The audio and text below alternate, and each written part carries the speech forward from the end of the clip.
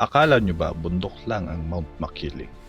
Maraming nawawala rito, hindi dahil naligaw sila, kundi dahil nakapasok sila sa isang lugar na hindi dapat nakikita ng tao. Welcome to the Invisible Palace of Maria Makiling. Sabi ng mga locals, may boundary rito. Isang hakbang, nasa Laguna ka.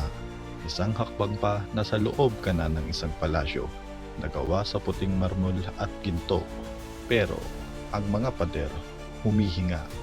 Literal na buhay ang palasyo niya. Hindi ito yung lumang kubo na iniisip nyo. Ang vibe nito, parang Elven Kingdom meets sci-fi.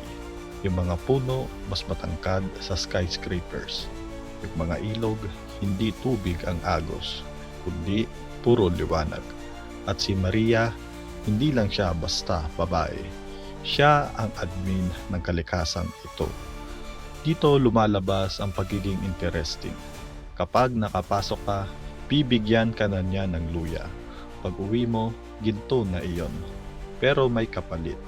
Kapag kumuha ka ng sobra o binastos mo ang gubat, hindi ka na makakalabas.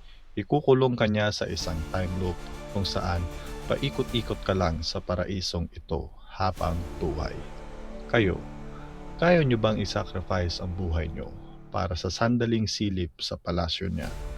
O mas pipiliin nyong manatili sa realidad?